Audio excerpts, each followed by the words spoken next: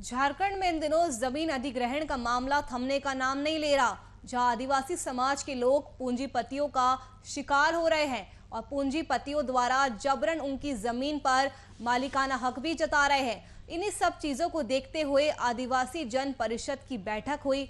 उस बैठक को संबोधित करते हुए प्रेम शाही मुंडा ने कहा कि अड़की क्षेत्र में आदिवासियों की जमीन छीनी जा रही है और आवेदन देने के बावजूद भी पिछले 5 सालों से अब तक अंचल अधिकारी कार्रवाई नहीं कर रहे हैं। यहाँ सभी मुंडा समाज के लोगों को जमीन छीना जा रहा है। इन्होंने 5 साल पहले तक जो जरपेश की ज़मीन है, जो मनी लेंडर एक्ट के तहत आता है, और जरपेश की ज़मीन स्वतः वापस होने का प्रावधान है, लेकिन लिखा पढ़ी करने के बाद भी आरकी के सीओ अभी तक हरकत में नहीं आ रहे हैं। और देखते हैं कि हम लोग कमिश्नर के यहाँ भी लिखा पढ़ी किए हैं, खूंटी के उपायुक्त के यहाँ भी लिखा पढ़ी किए हैं, इसके बावजूद भी कोई हरकत में नहीं आ रहा। हम समाज के लोग बहुत आक्रोशित हैं। ये जो ज़मीन है जरपेश की है, इसमें कोई दिक्कत नहीं है।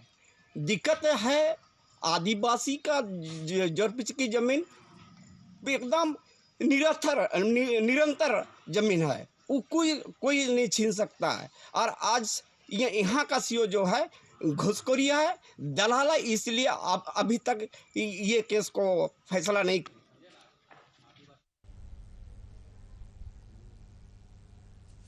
तो इसी खबर पर जरा जानकारी के साथ हमारे संवाददाता शुभम कुमार भी जुड़ चुके हैं। शुभम, झारखंड में जमीन अधिग्रहण का मामला थमने का नहीं ले रहा है, सबसे पहले विस्तार से बताइए पूरा मामला है क्या?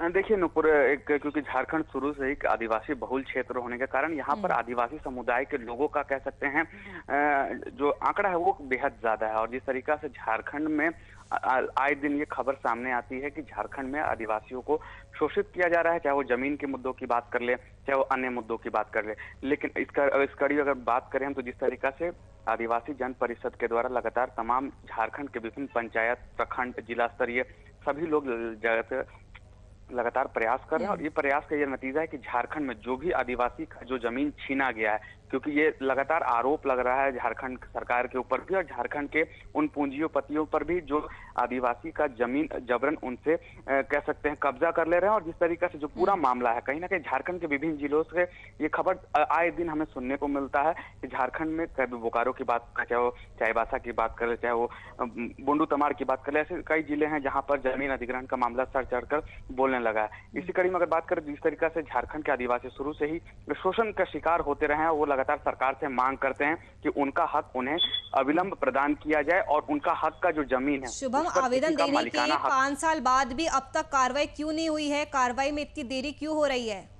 देखिए नुपुर, अगर कार्रवाई की बात कर ले तो जिस तरीका से लगातार आदिवासी समुदाय के लोग, आदिवासी के परिजन वो लगातार न्यायालय जाते हैं, चाहे वो जिला अंचल अधिकारी के पास जाते हैं अपनी समस्याओं को लेकर, और उनकी समस्याओं पे कहा जाए तो जिला प्रशासन की ओर से, अंचल अधिकारियों की ओर से एक पूर्ण विराम लग जाता है और उस पर कोई कानूनी कार्रवाई नहीं होती है। लिहाजा जो समय का अवधि है वो लगातार बढ़ता चला जाता है। आपने जैसा जानती होंगे, जिस तरीका से खबर में मैंने खुद देखा था और खुद चलाई भी थी हमने इस खबर को, 5 साल से तकरीबन लंबा समय गुजर जाता है, तब भी लोगों की कह सकते समस्याओं का निदान नहीं होता है। आखिर राज्य की जनता किसके भरोसे है? क्योंकि झारखंड आदिवासी बहुल क्षेत्र होने के कारण शुरू से ही एक कहीं ना कहीं उम्मीद की किरण जागी रहती है कि झारखंड सरकार खुद आदिवासी जनहित की सरकार है और खुद मुख्यमंत्री हेमंत सोरेन एक आदिवासी समुदाय से बिलोंग करते हैं, तो उनका एक विकास होगा, उनको उनकी समस्याओं का निराकरण किया जाएगा। लेकिन जो परिस्थितियां हैं झारखंड में, अगर आदिवासी समुदाय के लोग की बात करें तो उन लोगों का साफ तौर पर कहना है कि अगर सरकार का यही रवैया रहा तो एक उग्र आंदोलन की तैयारी होगी और उस उग्र आंदोलन में झारखंड आदिवासी समुदाय के एक बच्चे भी उसमें शरीक होंगे, शामिल होंगे